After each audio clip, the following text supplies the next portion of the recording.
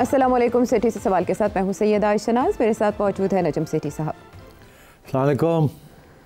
سیٹھی صاحب, ہم ہمیشہ پاکستان میں پولیٹیکل پولرائزیشن کی بات کرتے ہیں, وہی موضوع گفتگو ہوتا ہے, لیکن پاکستان کے دو بڑے مسائل اس سے زیادہ بڑے ہیں اور ایک عرصے سے ہیں جب سے پاکستان بنا ہے, معیشت اور دوسرا امن و امان کی صورتحال. پاکستان نے دہشت گردی کے خلاف جنگ بھی لڑی, لیکن اس کے باوجود ہم دیکھ سکتے ہیں کہ کلا کما نہیں ہوا ان عناصر کا جو پاکستان کے لیے ہمیشہ تھریٹ رہے ہیں. اب 2024 کو مہلک ترین سال قرار دیا گیا تھا, ایک دہائی کا پاکستان کے لیے, جس میں 2500 سے زائد افراد جو ہیں وہ شہید ہوئے. سیکیورٹی پرسنلز بھی ان میں ہیں, باقی سویلینز تھے. لیکن اب 2025 کا جیسے آغاز ہوا ہے تو حملوں میں شدت آئی ہے. جنوری کو میں اچھا خاصا اضافہ دیکھا گیا حملوں کی تعداد میں, اور اب جو آج کا حملہ ہے وہ سگنیفیکنٹ اس لیے ہے کہ اس میں ایک مدرسے کے سربراہ کو ٹارگٹ کیا گیا ہے, اور نماز جمعہ کی ادائیگی کے بعد مولانا حامد الحق صاحب, جو کہ مولانا سمیع الحق صاحب کے صاحبزادے ہیں, ان کے بعد انہوں نے چارج سنبھالا تھا, ان کو ٹارگٹ کیا گیا. اب جو ان کی ٹارگٹ کلنگ ہے اس کے بہت سے محرکات ہیں, اور ہر کوئی اس وقت یہ اندازہ لگانے کی کوشش کر رہا ہے کہ ان کی جو شہادت ہے یا ان کی جو ہلاکت ہے وہ کن عوامل کا نتیجہ ہو سکتی ہے اور اس کی جڑیں کہاں تک جاتی ہیں. اور یہ پاکستان میں جو دہشت گردی کی لہر ہے, کیا یہ افغانستان اسپیسیفک ہے یا اور بھی فیکٹرز ہو سکتے ہیں؟ تو آپ کیسے دیکھتے ہیں آج کے اس حملے کو اور دہشت گردی میں اضافے کو؟ دیکھیے, میں تو دیکھ رہا ہوں کہ کچھ عرصے سے حقانی نیٹ ورک جیسے ہم کہتے رہے ہیں, جس کے بہت سے بازو ہیں جی, اس کے اوپر اٹیک آ رہی ہے. اب اس سے قبل کابل کے اندر ان کے جو ریلیجس افیئرز منسٹر تھے طالبان کے, خلیل حقانی صاحب, ان کو اسیسنیٹ کیا گیا, ٹارگٹ کلنگ تھی جی. اور کچھ عرصے کے لیے تو کسی نے ذمہ داری نہیں اٹھائی, مگر پھر اسلامک اسٹیٹ خراسان, IS, داعش, انہوں نے کہا کہ ہم نے اس کو ایلیمینیٹ کیا. اب کیوں کیا اس کو بتایا نہیں جاتا کیوں کیا, اس کی طرف میں آتا ہوں ابھی. اب اس کے بعد ہمارے سننے میں یہ آ رہا ہے کہ سراج حقانی, جو کہ ان کے انٹیریئر منسٹر ہیں, جن کا تعلق پاکستان کی انٹیلیجنس ایجنسیوں کے ساتھ کافی کبیر عرصے سے تعلق رہا ہے, اور وہ ہمیشہ گو بٹوین رہے ہیں. سب سے زیادہ اٹیکس بھی سراج حقانی کی طرف سے اور خلیل حقانی کی طرف سے ہوتے تھے ڈیورنگ امریکن ٹائمز, اور اس کے بعد بھی ابھی بھی جنرل فیض جب گئے تھے کابل تو سراج حقانی اور خلیل حقانی سے ملاقاتیں ہوئی تھی. تو حقانی نیٹ ورک کے ساتھ ہماری انٹری تھی ٹو دا طالبان. اخندزادہ صاحب جو ہیں, جو کہ اس وقت ان کے ایڈیولوجیکل ہیڈ ہیں, اور جو جیسے خمینی ہیں ایران کے اندر, تو اخندزادہ صاحب جو ہیں ہبت اللہ, وہ جو قندھار میں ہیں, وہ ہی از دا ہیڈ. اور ملا عمر جو اس سے پہلے جو ہیڈ تھے طالبان کے, ان کے جو صاحبزادے ہیں ملا یعقوب, وہ ڈیفنس منسٹر ہیں. تو اب یہ صورتحال ہے, تو اس میں کافی قسم کی ٹینشنز چل رہی ہیں.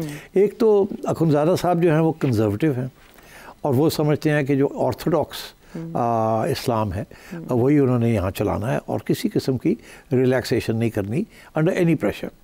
مگر انہوں نے اپنے لائلسٹ کو ہر جگہ پہ کرٹیکل جگہ پہ رکھا ہوا ہے. مگر اس کے باوجود پھر بھی جو لوگ ان سے پورا اتفاق نہیں کرتے کرٹیکل ایریاز میں, جیسے ڈیفنس منسٹر ہے جس کا بھی ذکر کیا ہم نے, جیسے انٹیریئر منسٹر ہیں ان کا ذکر آیا, اور ڈیفنس منسٹر جو ہیں وہ ہیں ملا یعقوب جو ہیں وہ صاحبزادے ہیں ملا عمر کے.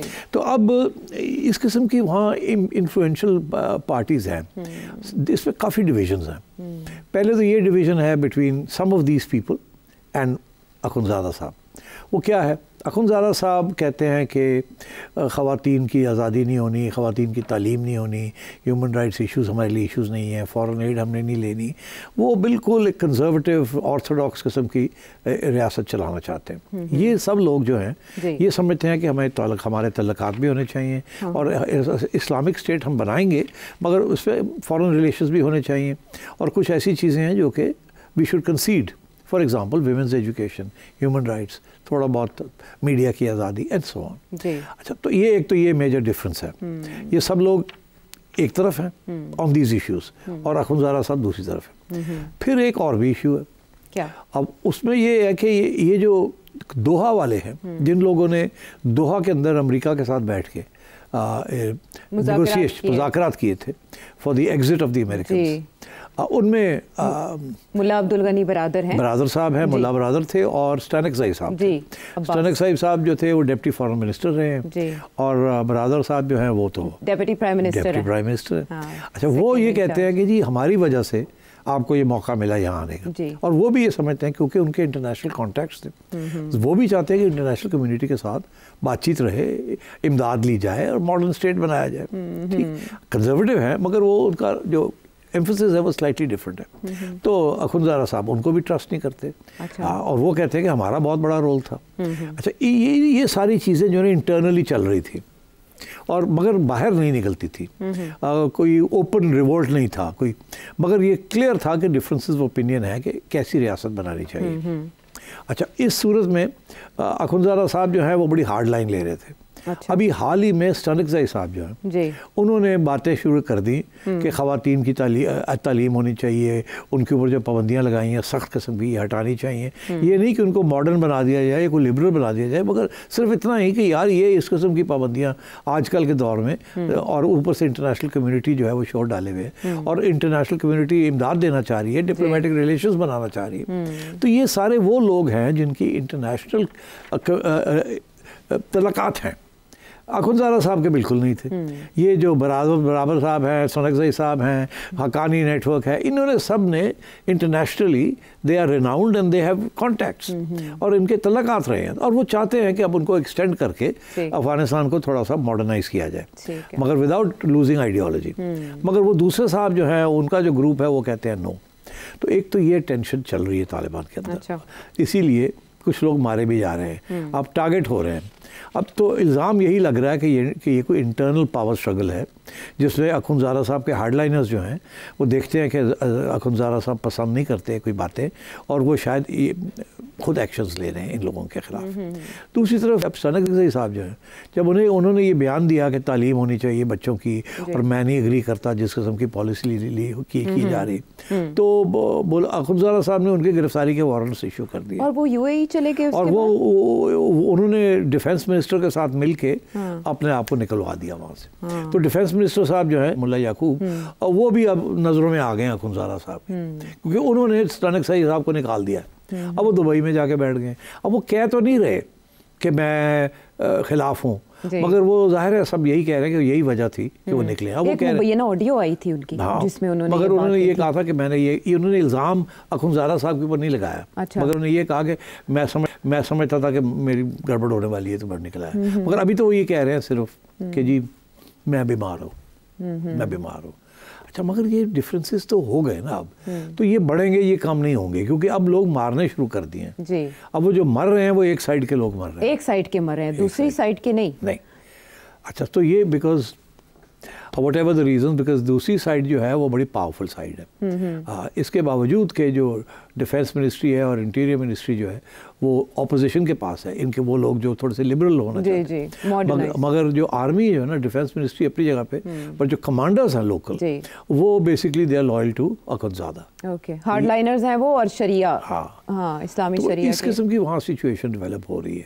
اور یہ صاحب جو خلیل صاحب جو ہیں جو مارے گئے ہیں, یہ پہلے, اور خلیل حقانی صاحب تب, اور آج حامد الحق صاحب. اصل میں حامد الحق صاحب پاکستان میں یہ کام کر رہے تھے کہ وہ بھی عورتوں کی تعلیم کے, ان کا جو بہت امپورٹنٹ رول تھا, اور میرا خیال ہے اسی وجہ سے ان کو ایلیمینیٹ کر دیا گیا. ان کا رول یہ تھا, یاد رہے کہ یہ حقانی نیٹ ورک ہے کیا. حقانی نیٹ ورک کے جو سب سے جو فاؤنڈر جو تھے حقانی صاحب, وہ JUI کے فاؤنڈر تھے. لوگوں کو نہیں پتا کہ JUI کے اندر حقانی نیٹ ورک, جو بعد میں حقانی نیٹ ورک بنا ہے, اس وقت grandfather of this gentleman who was called, Maulana Sami الحق کے والد صاحب عبدالحق حقانی, وہ تھے جو کہ فاؤنڈر تھے JUI کے. انہوں نے ہی یہ دارالعلوم جو ہے یہ حقانیہ بنایا. تو اب تو یہ سمیع الحق بھی اسیسنیٹ ہو گئے, ان کے صاحبزادے بھی اسیسنیٹ ہو گئے. سمیع الحق صاحب کا بھی تعلق ہماری انٹیلیجنس ایجنسیوں کے ساتھ بہت لمبا چوڑا تھا, اور شاید ایک ایسی سٹیج آئی جیسے لگا کہ یہ اب پرابلم کریٹ کر رہے ہیں, یا ایک سائڈ کے لیے یا دوسری سائڈ کے لیے, تو ان کو ایلیمینیٹ کر دیا گیا. ان کو بھی اسی لیے ایلیمینیٹ کیا کہ یہ بھی ایسے لگ رہا تھا کہ یہ بھی ہماری اسٹیبلشمنٹ کے قریب ہے, کیونکہ ان کا جو آگے جو ایک وقت جا رہا ہے ملنے کے لیے, ان کے اندر ان کا بھی رول تھا کہ یہ بھی جائیں گے. یہ پہلے بھی ایک ڈیلیگیشن لے کے گئے تھے, اور ابھی بھی یہ بھی اسی قسم کی باتیں کرتے تھے کہ انٹرنیشنل کمیونٹی کو منایا جائے کہ ریکگنائز کیا جائے اور طالبان جو ہے ہارڈ لائن فیکشن نہ کیا جائے. تو میں سمجھتا ہوں کہ یہ اب جنگ جو ہے یہ ایک قسم کی اندر تو اندرونی تو ہے مگر جن لوگوں کے زیادہ تعلقات تھے پاکستان کی انٹیلیجنس ایجنسیوں کے ساتھ ان کو ایلیمنیٹ کیا جا رہا ہے. تو یہ بھی تو ایک میسج ہے پاکستان. دس از اے میسج. اسی لیے گنڈا پور صاحب کب سے کہہ رہے ہیں کہ میں نے ڈیلیگیشن لے کے جانا ہے. ابھی تک اجازت نہیں ملی ہماری اسٹیبلشمنٹ سے. ہماری اسٹیبلشمنٹ فارن آفس کہہ رہا ہے ہمارے بندے بھی ہوں گے, ہم بریف دیں گے, آپ کون ہوتے ہیں اٹھ کے جا کے یہ بات کرنے والے. اول تو یہ باتیں جو ہے ریاست کی ڈومین ہوتی ہے, لیول پہ ہوتی ہے, یہ آپ لوگ نہیں کر سکتے. آپ کوئی اور پتہ نہیں کیا ڈرامے کرنے جا رہے ہیں. اب یہ اسیسینیشن حامد الحق صاحب ان کی اسیسینیشن کے بعد تو مشکل ہے یہ ڈیلیگیشن جائے گی بھی کہ نہیں جائے گی. تو میں سمجھتا ہوں اس قسم کی وہاں کمپلیکیشنز ہیں. ایک تو ٹی ٹی پی کا مسئلہ ہے, پھر اسلامک اسٹیٹ خوراسان کا مسئلہ ہے, پھر اخنزادہ صاحب کا مسئلہ ہے, پھر یہ گروپ جس میں سب مختلف وجہ کی ریزنز کی وجہ سے مختلف لوگ ہیں جو کہتے ہیں کہ انٹرنیشنل کمیونٹی کے ساتھ تعلقات بنانے چاہیے, اتنی آرتھوڈاکس پالیسیز نہیں فالو کرنی چاہیے, تھوڑی سی لبرلزم شو کرنی چاہیے, اسپیشلی ان ایریاز میں جہاں انٹرنیشنل کمیونٹی انوالوڈ ہے. آج بھی اگر آپ خواتین کے اوپر اتنی سختی نہ کریں تو بہت انٹرنیشنل کمیونٹی کی طرف سے بڑی امداد آنے کے لیے تیار ہے آپ کو. اب یہ ان کو اس بات کی سمجھ نہیں ہے. اور پھر یہ جو ساری انویسٹمنٹس ہونی ہے وہاں اس کے لیے بھی تو آپ کو چاہیے نا انٹرنیشنل کمیونٹی کی سپورٹ. یہ تو خود تو کر نہیں سکتے.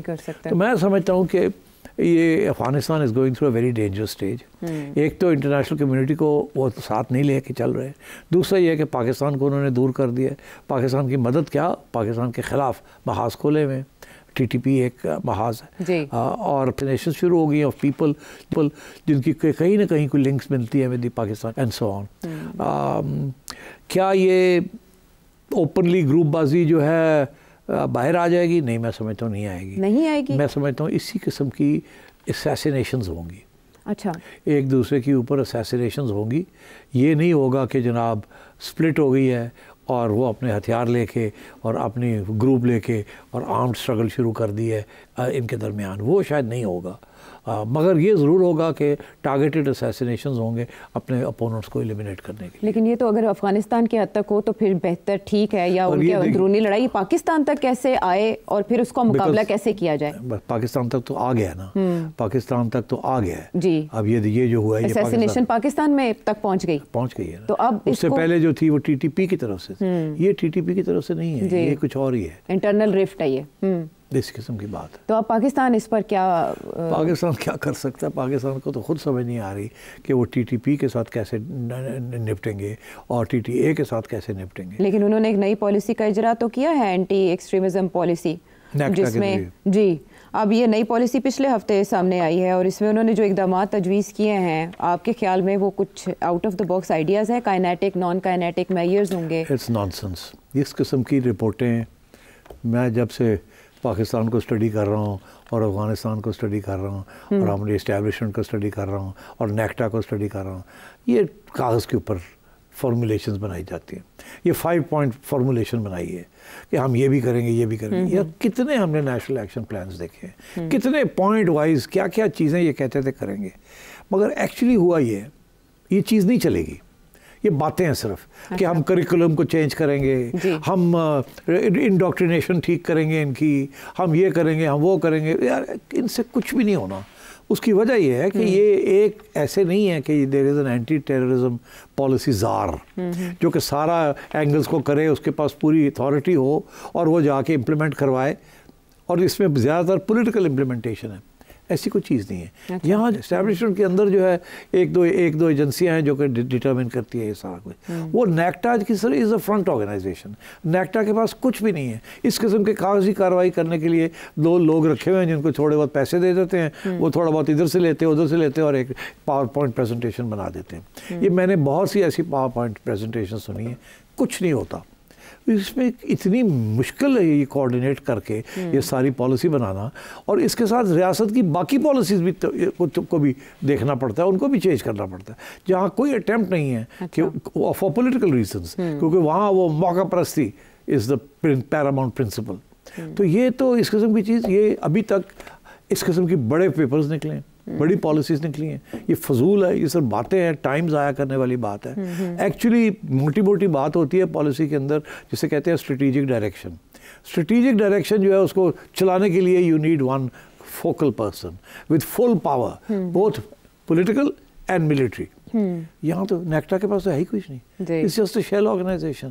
بیوروکریٹ 4 بٹھا دیے, ایک آدھ جرنیل بٹھا دیا ہوگا, وہ سارا دن بیٹھ کے پالیسی پیپر لکھتے رہتے ہیں, وہ کوئی پڑھتا ہی نہیں ہے. اور آپ اور میں اخبار میں آتے ہیں, ایک دن پڑھ کے او گیا ختم. دس از واٹ ہیپنس. وہ ہمیں لگتا ہے کوئی برینز کریکولم چینج مطلب ہے آپ بتائیں, یہ رجسٹر نہیں کر سکتے مدارس کو, یہ کریکولم چینج کریں گے. وہ پہلا آئٹم ہی اس میں یہی ہے, کریکولم چینج. وہ اسکول کریکولم چینجز ہے, لیکن مدرسہ تو لکھا ہی نہیں گیا. نہیں چھوڑو نا, ان کی کیا, ان کے اتنے گٹس نہیں ہیں to even make any changes. باتیں بھی نہیں صحیح کر سکتے, لکھ بھی صحیح نہیں سکتے. ری سیٹ یہ کریں گے اور ری ٹیون یہ, ارے یار انفورس کریں گے, ری انٹیگریٹ کریں گے, ری وزٹ کریں گے, ریچ آؤٹ کریں گے. بس یہ ٹپیکل وہ جو ہے نا پاور پوائنٹ پریزنٹیشن, میں اس سے بہتر بنا کے ان کو دے سکتا ہوں فار فری, مگر کیا اس کی دیر از نو امپلیمنٹیشن میکینزم. اس کے پیچھے کیا پاور ہے جو اس کو امپلیمنٹ کرائے گی؟ یہ تو پرائم منسٹر نہیں کرا سکتا. یہ کیا بات کر رہے ہیں؟ ایک نیشنل نیریٹو کو بھی پروموٹ کرنے کی بات کی ہے, تو صرف آپ کا خیال ہے کہ صرف طالبان کے لیے یا ان لوگوں کے لیے نیشنل نیریٹو ہے؟ It's for the entire country. You need a national narrative that takes it away from religious extremism and separates religion from politics. وہ تو کرنے کے لیے تیار نہیں ہے. یہ کیا بات کر رہے ہیں؟ یہ ٹالرنس کا کلچر, ایکسیپٹنس, ٹالرنس کا کلچر اس ملک میں, ٹالرنس کا کلچر اس ملک میں تو انٹالرنس کا کلچر ہے. کون آج تک کسی نے اس کو ٹیکل کیا ہے؟ نو. ہر دفعہ جب بھی کوئی انٹالرنٹ چیز ہوتی ہے تو جنہوں کے لمبے پہ جاندے ہیں. کیا کرتے ہیں یہ؟ تو یہ رسپیکٹ کیا جائے گا سوشل پولیٹیکل ریلیجیس ڈفرینسز کو وائلنس کی طرف جائے بغیر, اس چیز کو ممکن کیسے بنایا جا سکتا ہے؟ اس کے لیے یہ باتیں ہیں عائشہ, چھوڑ دو ان کو, چھوڑ دینا چاہیے. تو پھر اب آپ کو کیا لگتا ہے یہ جو رفٹ ادھر افغانستان میں پیدا ہوئی ہے, 1990 جیسے طالبان طاقت تو نہیں ہے طالبان حکومت کے پاس, لیکن یہ رفٹ ان گروپس کو اسٹرانگ نہیں کرے گی جو دہشت گردی یا پرتشدد پالیسیز پر آمادہ ہیں, جیسے داعش ہو گئی یا جیسے TTP ہو گئی؟ اس سے یہ اسٹرانگ نہیں ہوں گے؟ نہیں, میرا خیال ہے وہ گروپس اتنے طاقتور نہیں ہیں. کچھ لوگ تو یہ کہتے ہیں کہ خود طالبان یہ کہتے ہیں کہ جو داعش ہے اس کو تو ہم نے مور اور لیس ایلیمنیٹ کر دیا, مگر امریکن جو ہے وہ کہتے ہیں نہیں, ابھی بھی کوئی 2500 کے قریب داعش فائٹرز ہیں, اور وہ ابھی بھی سینٹرل ایشیا اور ادھر ادھر ان کے ارادے نیک نہیں ہیں.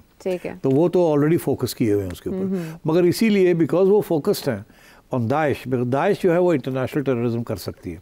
طالبان, افغان طالبان اور پاکستانی طالبان ابھی انٹرنیشنل ٹیررزم کو وہ سپورٹ نہیں کرتے, مگر یہ جو داعش ہے اٹ سپورٹس اٹ. تو امریکہ کو تھریٹ TTA یا TTP سے نہیں ہے, ان کو داعش سے ہے. رشیا کو بھی داعش سے ہے, سینٹرل ایشیا کو بھی داعش سے ہے.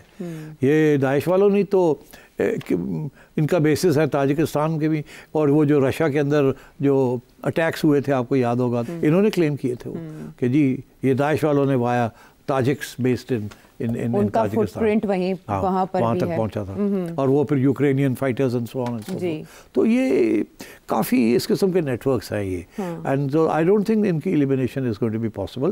طالبان چاہیں گے کہ ان کو ایلیمنیٹ کر دیں, but they will also use the assassination tactics. Open warfare ان کے خلاف فوج بنا کے بھیجنا ان کے علاقوں میں, ان کے ساتھ جنگ کرنا, دے ول ناٹ ڈو دیٹ. لیکن آپ نے جیسے کہا کہ ایک طرف قتل ہو رہے ہیں, اسیسینیشنز ایک طرف ہو رہی ہیں, ابھی ان کی طرف سے کوئی اٹیک یا کوئی پالیسی ایسی نہیں آئے گی کہ پھر دوسری طرف بھی اسیسینیشن شروع ہو جائیں؟ اور ان دونوں گروپس کی لڑائی میں TTP کہاں کھڑی ہے؟ TTP تو اس وقت الگ بیٹھی ہوئی ہے, وہ نہیں اس کا جنگ کا حصہ نہیں لے رہی.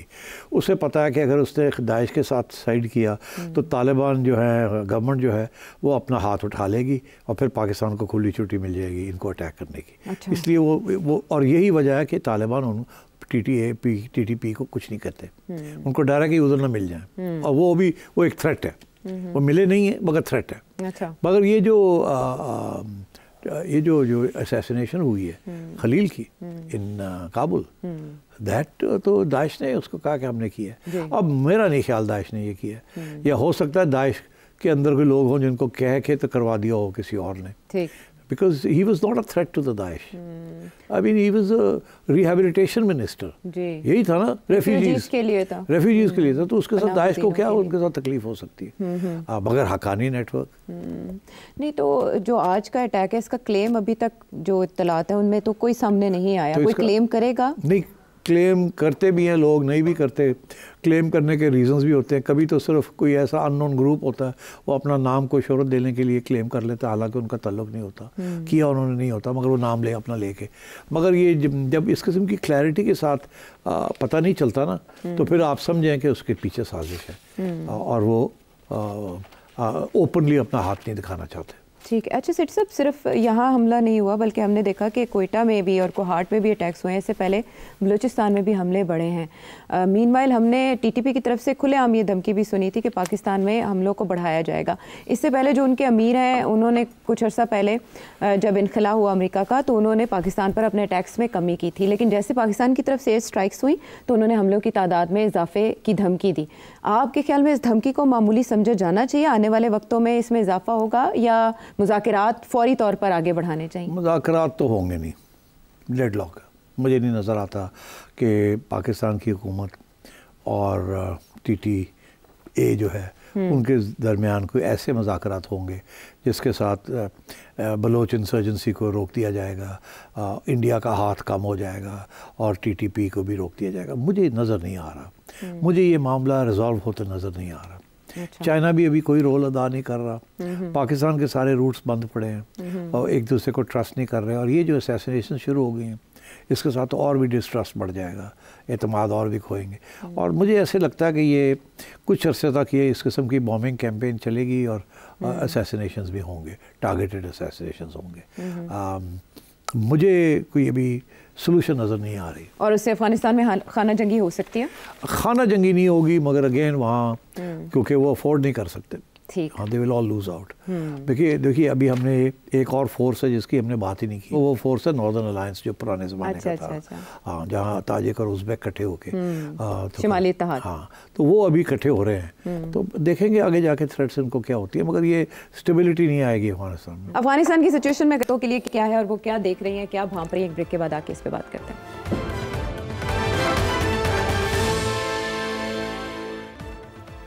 شو میں ساتھ دینے کا شکریہ. افغانستان کا معاملہ اور اس کو لے کر ڈونلڈ ٹرمپ کی طرف سے اہم سٹیٹمنٹ سامنے آنا کہ جو انخلا کے وقت اسلحہ چھوڑا گیا تھا, اور بگرام ایئر بیس ہم اس لیے واپس لیں گے کہ چائنا پر نگاہ رکھنے کے لیے ضروری ہے. پاکستانی جو وزارت خارجہ, دفتر خارجہ, ان کی طرف سے بھی یہی کہا گیا ہے کہ افغانستان کی سرزمین اور اسلحہ پاکستان کے خلاف استعمال ہو رہا ہے. تو پریکٹیکلی امریکہ آگے آئے گا اس سلسلے میں؟ امریکہ کہے گا کچھ, مگر اخنزادہ نے کبھی وہ ایئر بیس نہیں دینا ہے ان کو, نہ ہتھیار واپس کرنے ہیں نہ ایئر بیس دینا ہے.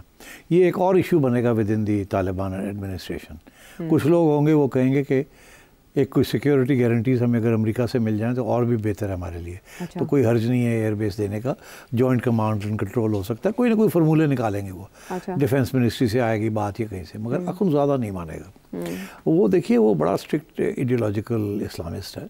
وہ سوال ہی پیدا نہیں ہوتا, جس نے امریکہ کو یہاں سے نکالا ہے وہ آپ امریکہ کو وہاں قدم اٹھانے دے گا, رکھنے دے گا؟ سوال ہی پیدا نہیں. تو کوئی مشترکہ حکمت عملی امریکہ اور پاکستان مل کے بنا سکتے ہیں ٹی ٹی پی کے خلاف یا افغان حکومت کے خلاف؟ نہیں, پاکستان تو چاہتا ہے, مگر کیا حکمت عملی ہو سکتی ہے؟ یہی ہو سکتا ہے نا کہ ڈرون وارفیئر کر دیا جائے ٹی ٹی پی کے اوپر, تو اس سے امریکہ کو کیا ملے گا؟ امریکہ تو بیس چاہتا ہے, اپنے ہتھیار چاہتا ہے, وہ تو اس کو ملنے نہیں ہے. تو پاکستان جب تک افغانستان کو کانکر نہیں کر لے گا تو اس وقت تک تو نہیں ملے گا وہ.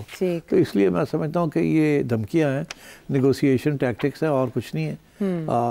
ملنا امریکہ کو کچھ نہیں, نہ امریکہ وہاں واپس جائے گا لڑنے کے لیے. ٹھیک ہے, چلیں اب افغانستان, امریکہ اور پاکستان ان کے معاملات سے نکل کے ذرا پاکستان میں جرنلسٹ کے معاملات کی طرف آتے ہیں, صحافتی معاملات کی طرف آتے ہیں, جہاں ہم شٹ ڈاؤن دیکھ رہے ہیں, پابندیاں دیکھ رہے ہیں, کچھ پروگرامز آف ایئر کیے گئے ہیں. کیا یہ پیکا ایکٹ کی وجہ سے ہوا؟ نہیں, پیکا ایکٹ تو ایک امبریلا ایکٹ ہے پیچھے, وہ تو نہیں اپلائی کیا گیا, صرف ایک فون کال کی گئی ہے. ایک فون کال آتی ہے مالکان کو کہ فلانا اینکر, فلانا بندی زیادتی کر رہے ہیں, ون سائیڈڈ کر رہے ہیں, بیلنس نہیں ہے, اور کبھی کبھی فیک نیوز بھی چلا دیتے ہیں, اور جو ان کے پروگرام ہیں دے آر بائسڈ, اور وہ ایک سیاسی جماعت کے حق میں ہیں اور دوسری پوائنٹ آف ویو نہیں صحیح پوسٹ کرتے, یہ کہا جاتا ہے. اور اس کے بعد پھر مالکان جو ہیں وہ اینکر یا اس کو بتاتے ہیں کہ جی یہ ہے آپ کی پروگرام کے اوپر تنقید، تھوڑا بیلنس کریں اس کو. دوسری موقف بھی ہیں، وہ اسٹیبلشمنٹ کا بھی موقف ہے، وہ بھی دیں آپ. اور اگر وہ آپ ایک دفعہ نہیں دیتے، 2 دفعہ نہیں دیتے، یہ چلتا رہتا ہے تو پھر یہی آتا ہے کہ اچھا جی پھر ان کو نکالیں یہاں سے. اب کیا مالکان میں اتنی ہمت ہے، اتنی جان ہے کہ وہ ایک فون کال کو ریزسٹ کر کے کہیں جی ہم تو نہیں نکال سکتے؟ آج کل کے حالات اس قسم کے ہیں کہ اگر وہ نہیں کریں گے تو اسٹیبلشمنٹ اور حکومت کے پاس بہت سے انسٹرومنٹس ہیں جس کے ذریعے وہ ٹائٹ کر سکتے ہیں آپ کو. اور آپ نے دیکھا جب سے میڈیا جو ہے وہ جرنلسٹ کے ہاتھ سے مالکان کے ہاتھوں میں چلا گیا، جو کہ جرنلسٹ نہیں ہے اور وہ بزنس مین ہیں، تو جب یہ صورتحال ہوتی ہے تو بزنس مین اپنی بزنس کو پہلے دیکھتا ہے اور میڈیا آزادی کو بعد میں دیکھتا ہے. تو کوئی ایسا مالک نہیں ہے یہاں چینل کا جو کہ اسٹیبلشمنٹ کی بات کو نہ کر سکے. یہاں تو سوائے عمران خان کے آج کل کے حالات میں کوئی بھی نہیں نہ کر سکتا. اور وہ وقت ہمیں یاد ہے کہ جب عمران خان بھی اسٹیبلشمنٹ کی گود میں بیٹھے ہوئے تھے. تو I think that's the long and short of it. اب وارننگز بھی دی جاتی ہیں اور ٹیک آف دی ایئر بھی کر لیا جاتا ہے. آپ کو یاد ہوگا جب ہم چینل 24 میں تھے تو اس وقت کی اسٹیبلشمنٹ جو تھی خان صاحب کے ساتھ ملی ہوئی تھی. تو چینل 24 کو آتے تھے کہ سیٹی کا پروگرام بند کرو، پھر یا سو کر دو، یہ کر دو، فائن بھی ہوئے، جانے کیے گئے، آپ کے پروگرام کو بند کیا گیا، بہت کچھ ہوا. تو وہ انگریزی کا محاورہ ہے the boot is on the other foot. اب وہ جو بوٹ ہے نا جو فیصل واوڈا صاحب ٹیبل وقت کا دھارا جو ہے دوسری طرف اب کوئی اور رکھتا ہے وہ جو. تو اب this is where we are now. اور یہ عین ممکن ہے اگر آپ اور میں ہاتھ سے باہر نکل جائیں تو پھر آپ اور میں بھی گھر چلے جائیں گے. اچھا، ہاتھ سے باہر نکل جائیں یا جانبدارانہ صحافت کا جیسے الزام لگایا جا رہا ہے؟ یہ یو نیڈ ٹو پریزنٹ، اپنا اوپینین ضرور دیں، مگر کم از کم پریزنٹیشن آپ کی جو ہے you should give both sides. اسی کو وہ کہتے ہیں جی بیلنس. وہ یہی کہتے ہیں کہ آپ صرف ہمارا موقف دیں. وہ کہتے ہیں اگر آپ نے کسی اور کا موقف دینا ہے یا آپ نے اپنا موقف بھی دینا تو ہمارا موقف بھی دیں. یہ بات ہے پرنٹ میڈیا کے اندر آپ دیکھیں گے اس کو جب ٹرانسلیٹ کیا جاتا ہے انٹو ایکٹیو کیا جاتا ہے تو وہ فون کرتے ہیں سیٹھی کو، سیٹھی تمہارے اوپر یہ الزام ہے. اس کے بعد پورا لمبا چوڑا سٹوری سیٹھی کے خلاف لکھی جاتی ہے. بعد میں آخری پیراگراف میں لکھا ہے کہ سیٹھی کو پوچھا گیا کہ تم کیا کہتے ہو، اس نے ڈینائی کر دیا. تو ایک پیراگراف میں بس وہ ڈینائل آ جاتی ہے، باقی ساری جیسے کہتے ہیں نا دھجیاں اڑا دی جاتی. تو میڈیا بھی تو ہمارا اسی قسم کی چیز کرتا ہے. دونوں سائڈس کی سٹوری عام طور پہ نہیں ملتی بس وہ کیونکہ پھر سٹوری نہیں بنتی نا، سٹوری نہیں بنتی. لیکن سیٹ صاحب اس سے پہلے سیلف سینسرشپ ہم نے دیکھی، میڈیا نے خود پر عائد کی ہوئی تھی اور صحافی بھی اپنے طور پہ احتیاط کے ساتھ ہی چلتے تھے. لیکن اب کی بار پروگرامز کا اس طرح سے یا اینکرز کا آفر ہونا سخت پالیسی میں سختی کو ریفلیکٹ کر رہا ہے. ایبسلیوٹلی، بالکل. دیکھیے یہ جن اینکرز کو آفر کیا گیا ہے ان کے علاوہ بھی بہت سے اینکرز ہیں اور نیوز ڈیسکس ہیں جن کو کافی عرصے سے اسٹیبلشمنٹ ان کے ساتھ براہ راست بات کرتی ہے، منسٹریز بات کرتی ہے کہ یہ آپ نے غلط کیا، یہ کیا، ہمارا موقف یہ ہے یہ. تو اگر آپ بیلنس طریقے سے چلیں گے تو پھر اس کوئی ایشو نہیں بنتا. مگر اگر آپ ون سائیڈڈ ہو جائیں گے، ٹلٹ کریں گے ان حالات میں جہاں ایک سیاسی جماعت ڈائریکٹ اسٹیبلشمنٹ کو اٹیک کر رہی ہے، گالی گلوچ کر رہی ہے، وائلنٹ قسم کی فیک نیوز چلا رہی ہے اینڈ سو آن. ہاں، لیکن چینل مالکان کو فون کر کے ان کے پروگرامز بند کروانے کے بعد سوشل میڈیا پہ تو مسئلہ وہیں کا وہیں رہے گا. یہ کوئی سولوشن تو نہیں ہے پرابلم کا. ٹوٹلی اگری ود یو، یہ سلوشن نہیں ہے. مگر کیونکہ اب یہ جن لوگوں کو آپ نے ٹیلی ویژن سے ہٹایا ہے وہ وی لاگ شروع کر دیں گے، کر چکے ہیں اور وہ ادھر سارا ڈائیورٹ کر چکے ہیں. تو پھر یہ ہوگا کہ اگر وہاں بھی یہی ہوگا، میں آپ کو بتا دوں وہاں بھی یہی ہوگا تو پھر پیکا لا آئے گا. ٹھیک ہے، اس وقت پیکے لا کی ضرورت نہیں ہے ان کو. پھر وہ پیکا لا کے ہراسمنٹ، دیکھیے کیس نہیں بنتا مگر کیس بنانا تو ہوتا ہے نا. جب کیس بنا دیا وہ چلے یا نہ چلے بعد میں ہراست تو ہو گئی نا. آپ کا وہ بند ہو گیا چینل یا آپ کو پکڑ کے لے گئے یا کیس چل گیا، آپ کو عدالتوں کے دھکے لگ رہے ہیں and so on and so forth, تو مسئلہ تو بن جاتا ہے. زد میں تو آپ آ گئے. تو یہ پیکا اس لیے لائے تھے کہ اگر آپ باز نہیں آتے کوٹ ان کوٹ تو پھر پیکا لگے گا. ٹھیک ہے، یہ معاملات صحافت تو اس لیے اس وقت دن بدن تنگ ہو رہا ہے سارا کچھ، اس میں کوئی شک نہیں ہے. But I think we need to do journalism with responsibility. دیکھیے میں ہمیشہ کہتا ہوں کہ میری آزادی جو ہے نا وہ یہاں تک ہے. یہ ناک جہاں میرا ختم ہوتا ہے تو آپ کی آزادی شروع ہو جاتی ہے. آپ کی جو آزادی بھی یہاں تک ہے، جب وہ ختم ہوتی ہے کسی اور کی ہو جائے. جس کے اوپر آپ بات کریں گے اس کا بھی حق ہے کہ آپ ان کا موقع بھی سنا جائے ان ڈیفینس. تو I think we in the media also need to realise کہ جیسے ایبسٹریکشن کوئی ایسی چیز نہیں ہے جو ایبسولوٹ ہے. آزادی ایبسولوٹ نہیں ہوتی, ہر چیز ریلیٹیو ہوتی ہے. میری آزادی ان ریلیشن ٹو یور آزادی, اپوزیشن کی آزادی ان ریلیشن ٹو گورنمنٹس آزادی, جوڈیشری کی آزادی ان ریلیشن ٹو پارلیمنٹس آزادی, اسٹیبلشمنٹ کی آزادی ان ریلیشن ٹو ڈیموکریسی کی آزادی, سول رائٹس کی, کانسٹیٹیوشن کی آزادی. Every thing is in state of balance. اگر یہ بیلنسز خراب کر دیں گے تو پھر انسٹیبلٹی آتی ہے اور پھر کیوس آتا ہے. اچھا سٹی صاحب, اس سے پہلے صحافتی تنظیمیں عموماً پروگرامز کی بندش پہ آف ایئر کیے جانے پر احتجاج کرتی تھی, اس سے صحافت پر حملہ قرار دیتی تھی. اب کی بار پروگرامز کی خبریں تو آ رہی ہیں کہ بند ہوئے, صحافی آف ایئر ہوئے ہیں, لیکن کوئی بات نہیں کر رہا, شور نہیں مچ رہا. دیکھیے سب سے پہلی بات تو یہ ہے کہ جو لوگ آف ایئر ہوئے ہیں, کیا ان کی طرف سے کوئی بیان آیا؟ نہیں آیا نا. صرف یہ ہے کہ ہم آف ایئر ہو گئے ہیں تھوڑی عرصے کے لیے. کوئی کہتا ہے میں بیمار ہوں, کوئی کہتا ہے میں سوچ میں پڑا ہوں, کوئی کچھ یہ نہیں کہہ رہا. ہاں یہ نہیں کہا جو میں نے کہا ہے کہ فون آیا اسٹیبلشمنٹ کی طرف سے اور انہوں نے ہمیں مالکان کو کہہ کے ہمیں اڑا دیا ہے, یہ نہیں کہا. اگر یہ کہیں گے تو پھر یہ ادارے جو ہیں یہ حرکت میں آئیں گے اور کہیں گے ایک کمپلینٹ آئی ہے جس کمپلینٹ کے اندر یہ ہے. مگر مسئلہ یہ ہے اس میں, اگر یہ کہہ بھی دیتے ہیں تو مالکان آگے سے کہیں گے ہمیں تو کوئی فون نہیں آیا. وہ تو کہیں گے ہمارے انٹرنل پالیسی ہے یہ کہ ہم نے یہ بیلنس نہیں کر رہے تھے اس لیے ہم نے یہ کر دیا. تو دیر آر دیز ایشوز. اگر تو آپ نے اس کو ایشو بنانا ہے تو پھر you need to have all the evidence and you make a big issue and you then stand up and say it. تو پھر اس کے بھی پھر بھگتنا پڑتا ہے, اس کے نتائج ہوتے ہیں. تو میرا خیال ہے یہی ہماری بدقسمتی ہے. جب ہماری چینل وینٹ آف ایئر 3 دفعہ ہوا, کہ ہم نے کیا کیا تھا؟ ہمیں یہ کہا گیا, مینجمنٹ نے یہ کہا کہ چپ کر کے بیٹھ جائیں, ہم بات کر رہے ہیں, کوشش کر رہے ہیں ان کو ری ایشور کرنے کی.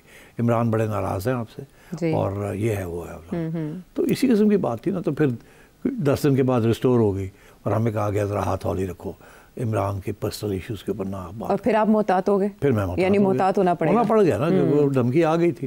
اور عمران خان تو مجھے سب سے زیادہ پیار تو میرے سے کرتے تھے, ابھی بھی شاید کرتے ہوں, آئی ڈونٹ نو. ذکر کرتے رہتے ہیں آپ اپنی سزاؤں کے سلسلے میں بھی کیا تھا. اب تو مجھے دوسری طرف سے یہ تانے آتے ہیں کہ تانوں کی ہوا تسی بڑے پرو پی ٹی آئی ٹلٹ ہو گیا. میں کہ نہیں, میں پرو پی ٹی آئی یا پرو نون لیگ نہیں ہے یار, میں ایشوز پہ بات کرتا ہوں اور ان کی بات میں بڑا وزن ہے, ان کی پالیسیز میں I don't think they are right. I think Imran Khan is hurting himself and I think policy change ہونی چاہیے. بٹ کیا وہ پاپولر ہے؟ یس. کیا آج الیکشن ہو وہ جیت جائیں گے؟ یس. ان باتوں کی وجہ سے آپ کو پرو پی ٹی آئی کہا جاتا ہے. تو جو حقیقت ہے میں کیسے ڈینائی کروں, مجھے یہ بتایا. بس آپ ایسی باتیں کرتے ہیں تو اس کو بائی کر لیا جاتا ہے کہ popularity is enough for Pakistan Tehreek Insaf کے. نہیں, دیٹس ناٹ انف. پالیسی بھی ٹھیک ہونی چاہیے, جمہوری طریقے سے ہونا چاہیے. کچھ اپنی پاس غلطیاں جو ہیں ان کو تو تسلیم کرے کہ ہم نے یہ غلطی کی, یہ غلطی کی, یہ غلطی. آج بھی آپ کہتے ہیں کہ جی ہم نے اسٹیبلشمنٹ کے ساتھ ہی بات کرنی ہے, وہی ریئل پاور ہے. تو پھر آپ اینٹی اسٹیبلشمنٹ کہاں سے ہیں؟ کورس کریکشن کی بہت ضرورت ہے. ٹھیک ہے, تضادات دور کریں اپنے پالیسی میں تو آپ کو اس مقام تک پہنچائے گی جہاں آپ پہنچنا چاہتے ہیں. واپس آتے ہیں بریک کے بعد.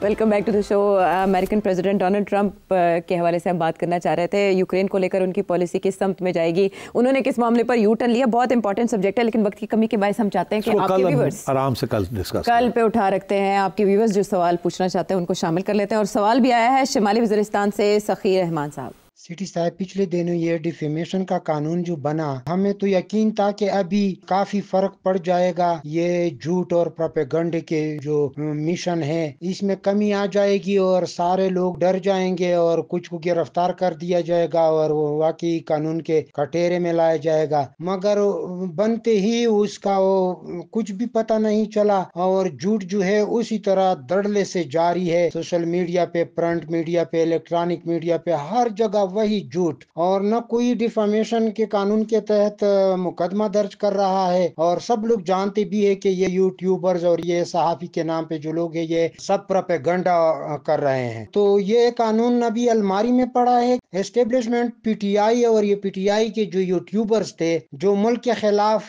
پروپیگنڈا کر رہے ہیں, اسٹیبلشمنٹ کے خلاف پروپیگنڈا کر رہے ہیں, ہر وقت لگے رہتے ہیں کہ کسی طریقے سے پاکستان کو نقصان پہنچایا جائے जाए, आलमी सतह पे भी वो इसी तरह के काम कर रहे हैं। तो उनके दरमियान जो शदीद लड़ाई जारी थी, उसी शदीद तरीन लड़ाई के दरमियान ही ये सारे यूट्यूबर बाहर मुंतकिल हो गए। ये किस तरह जा सकते हैं अगर हमारे मुक्तदर हल्के उनको इजाजत नहीं देती? मुझे ये समझ नहीं आया। अगर आप ये भी बता दे कि ये लोग किस तरह बाहर गए हैं तो आपकी मेहरबानी होगी। बड़ी मेहरबानी। सुनिए, जो लोग बाहर चले गए हैं ना, वो उस वक़्त निकले थे जहाँ इस मुल्क के अंदर कोई क्लियर कट गवर्नमेंट नहीं थी, ना उस वक़्त कोई पॉलिसी थी। एक इमरान खान की गवर्नमेंट गई थी, एक इंटरिम गवर्नमेंट आई थी, उस वक़्त कोई पॉलिसीज़ नहीं थी, पता नहीं था कि ये लोग क्या करेंगे क्या नहीं करेंगे, अपने आप को अपना किबला जो है उसको सही करेंगे या नहीं करेंगे। और केपी के अंदर इनकी अपनी हुकूमत थी, खान साहब की। तो वो कुछ लोग तो केपी के ज़रिए निकल गए बाहर, क्योंकि वहाँ एयरपोर्ट्स और ये सिक्योरिटी वगैरह जो है, अगर सीएम आपके साथ हो तो बहुत कुछ हो जाता है। तो मेरा ख्याल है उस टाइम पे ये लोग ज़्यादा लोग निकले हैं। फिर आपको याद होगा कि जब उस वक़्त भी जनरल फैज़ जो थे उनकी काफ़ी असर रसूख था, even when he was core commander Peshawar, तो उस वक़्त भी बहुत सी ऐसी चीज़ें हुई। तो दैट इज़ उस वक़्त ये निकले हैं। उसके बाद अभी हाल ही में तो 2-3 लोग निकले हैं। मैं समझता हूँ, मैं इस पर तबसरा मुझे करना नहीं चाहिए, नाराज़ हो जाएंगे कुछ लोग, मगर सवाल आपका जायज़ है कि आजकल के हालात के अंदर अगर एक शख्स है, अगर नजम सेठी बहुत गलत बातें कर रहा है जो इस्टेब्लिशमेंट को पसंद नहीं है, और इस्टेब्लिशमेंट ने नज़र रखी हुई उनके ऊपर, तो वो कैसे इस मुल्क को इस मुल्क से बाहर जा सकता है? और वो जो मर्ज़ी कहे कि मैं पहाड़ों पे गुज़रा, मैं इधर गया, मैं उधर गया, ये होता नहीं है ना। आपके पास एक ही पासपोर्ट है, वही पासपोर्ट है, कोई जाली पासपोर्ट आजकल चलते नहीं हैं। आप निकल भी जाएं यहाँ से अफ़गानिस्तान किसी कबायली के ज़रिए, तरीके के ज़रिए, तो वहाँ से आप कैसे आगे जाएंगे? वहाँ भी इंटरनेशनल एयरपोर्ट्स हैं, जहाँ आप लैंड करेंगे वहाँ भी इंटरनेशनल एयरपोर्ट्स हैं, वहाँ भी चीज़ें देखी जाती हैं। तो ऐसे बड़ा मुश्किल है, unless you have legal support के आप निकले हैं सही तरीके से, एग्ज़िट मोर लगी हुई है, और फिर उसके बाद आपके पास वीज़े हैं पुराने जो वहाँ आप जा सकते हैं।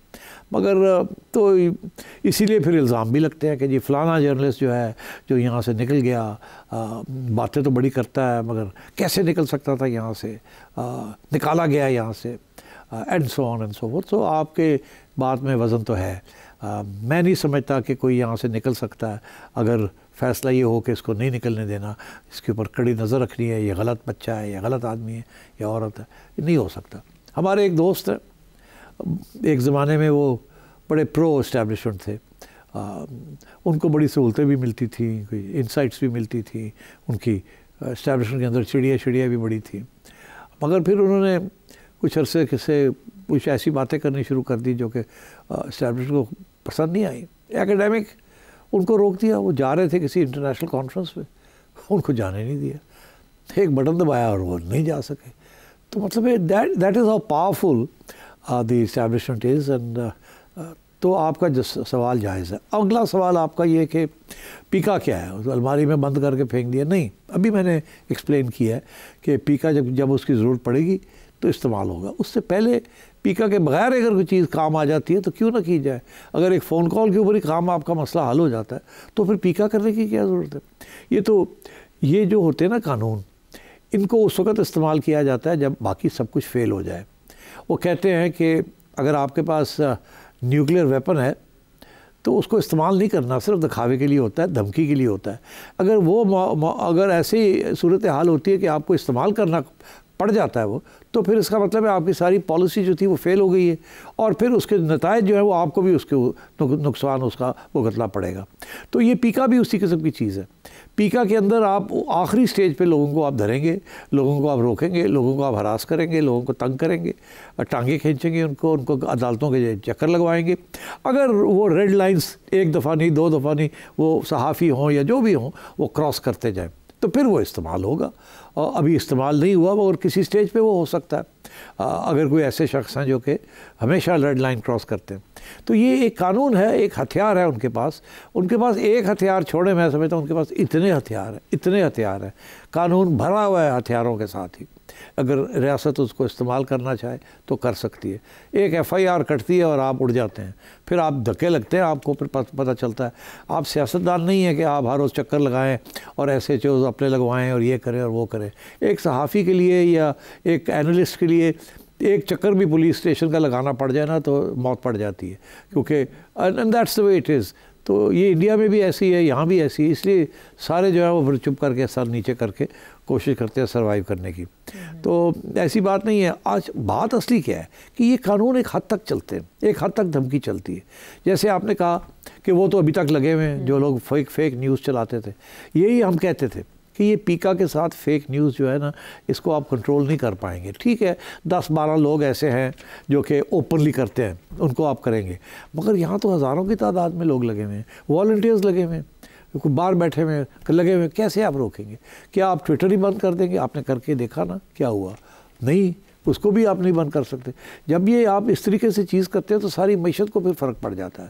پھر وائی فائی اور یہ انٹرنیشنل گلوبل ریلیشنز اور یہ سب کچھ یہ سارا جن کے اندر بڑھ جاتا ہے. You can't afford it.